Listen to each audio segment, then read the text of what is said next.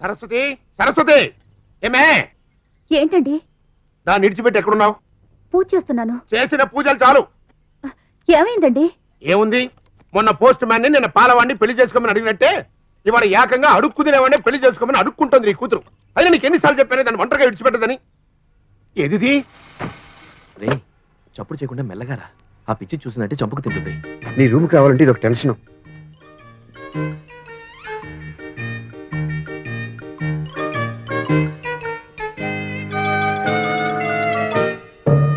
అమ్మయ్యా, తప్పించుకున్నాం.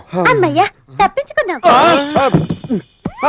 ఇదిగో బాబు, నన్ను పెళ్లి చేసుకోవా? అది నాకు మొన్న పెళ్ళయింది. నిజంగానా? నిజం. నిన్న ఇద్దరు పిల్లలు పుట్టారు. వాళ్ళ మీద ఒట్టు.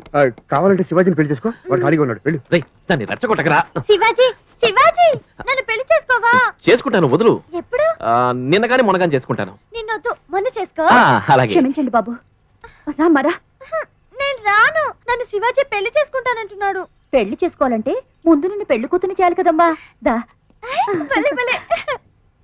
రోజు ఆ పిచ్చిదాని గోల భరించే కంటే ఇంకో రూమ్ చూసుకోవడం మంచిది. పాపం అంత రిక్వెస్ట్ చేస్తుంది కదరా, పెళ్లి చేసుకోవచ్చుగా. ఏది ఆ పిచ్చిదాన్నా? పెళ్లి చేసుకుంటే పిచ్చి కుదురుతుందిలేరా. ఓకే, నువ్వు నా కోసం అలాంటి అమ్మాయిని సెలెక్ట్ చేసి పెడితే నేను నీ కోసం ఒక కాలు చెయ్యి లేని మూగా గుడి దాన్ని తీసుకొచ్చి కట్టపెడతాను. అది సర్లే గాని ఇవాళ నీ ప్రోగ్రామ్ ఏంటి? మన ఫ్యాక్టరీకి రా మెటీరియల్ సప్లై చేస్తానని త్రిపాఠి గారు కొటేషన్ ఇచ్చారుగా. ఆ, ఓ గంట ఆ పని చూసుకుని అట్నుంచి అటు బా.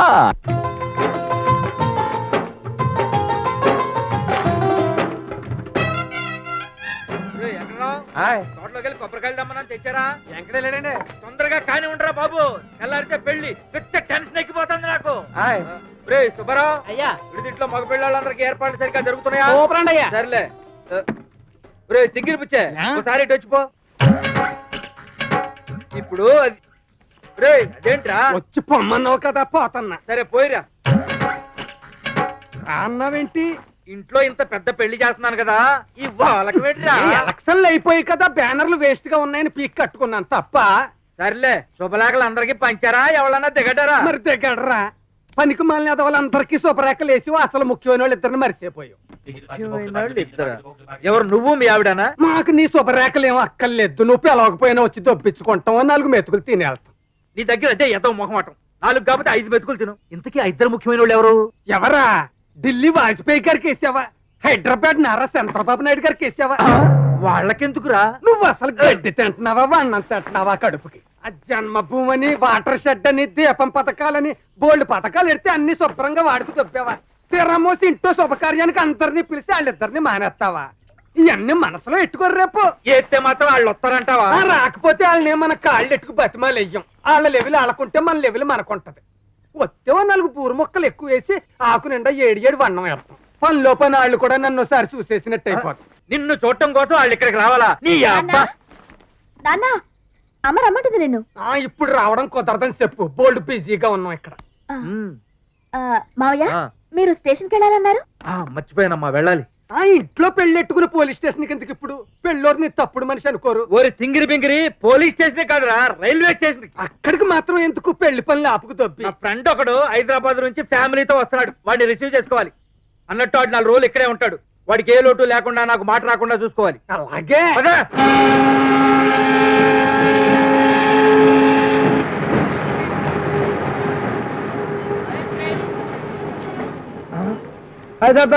బాగున్నావా?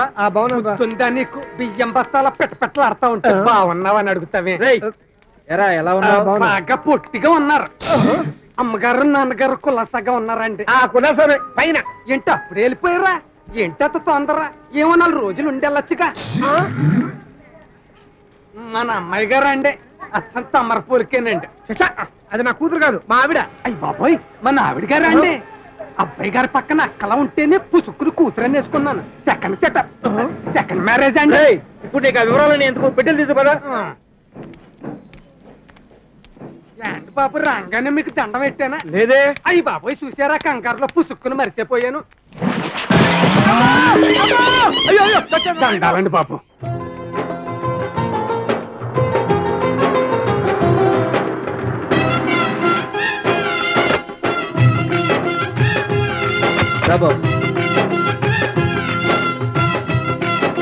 రామ్మా.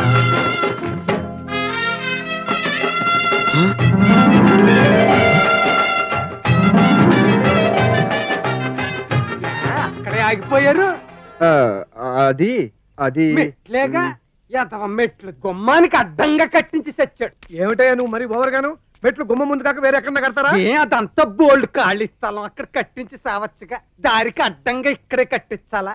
ఏదన్నా అందారంటే పెండ పుసుక్కున పీలైపోతాడు. రేయ్ పెళ్ళయ్యాక ఈ మెట్లు తీసి అక్కడ కట్టిస్తా గానీ సామాన్లు తీసుకెళ్లి పైన పెట్టు. అలాగే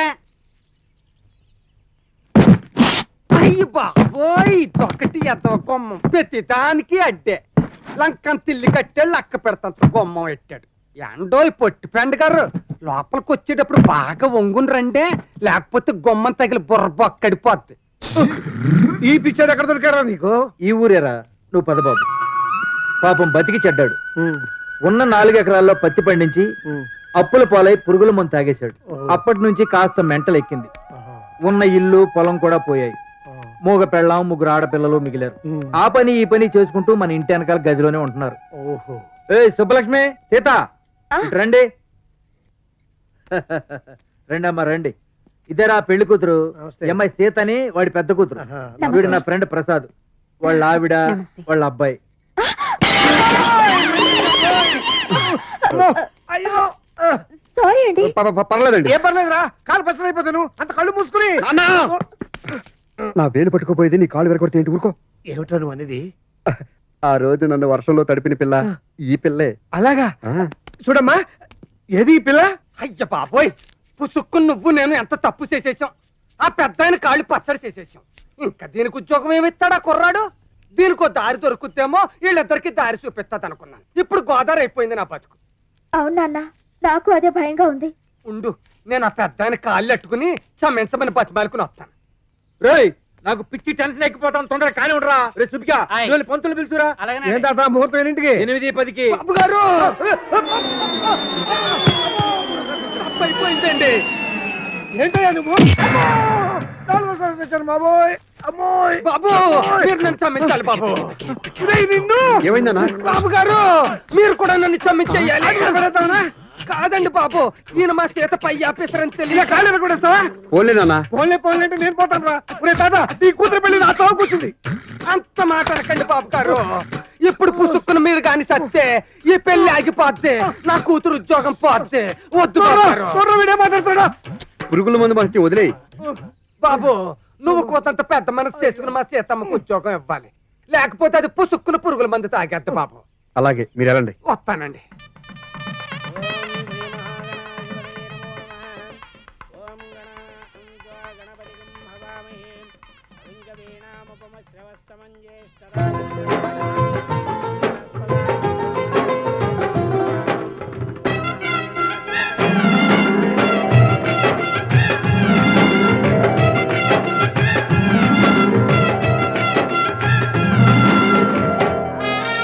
నమస్కారం అండి.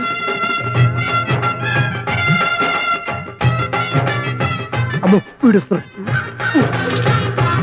అమ్మ, ఒక కలరకాయ పుచ్చుకుంటారు ఏంటండి? అబ్బే వద్దండి. మంచిగా.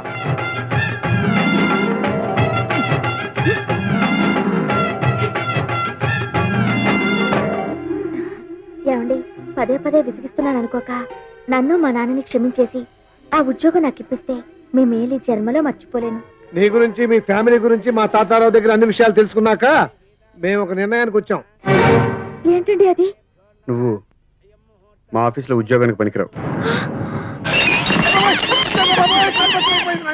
ఎరా, ఇద్దరం ఒకటో క్లాస్ కాడ్నిచ్చి 2వ క్లాస్ దాకా కలిసి చదువుకున్నావా? నా దగ్గర కాపీలు కొట్టిన తోడు అయ్యావా? రొంతన్న విశ్వాసం ఉందా నీకు? మా గురించి వాళ్ళకి చెడ్డగా చెప్తావా? ఛూ!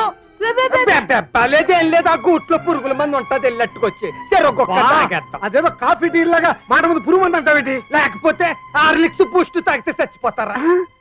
తాతారావు గారు మీ గురించి అంతా మంచి చెప్పారండి. ఎరా, నిజమా? అవునరా తింగిరి, నా కూతురు పెళ్ళో నీకు శుభం జరగబోతోంది. అయితే నాకు ఉద్యోగం ఇచ్చేస్తున్నారా? నీకు ఉద్యోగం ఇస్తాను, ఆఫీస్లో కాదు. నువ్వు ఇష్టపడితే నీకు నా పెళ్ళాం పోస్ట్ ఇస్తాను.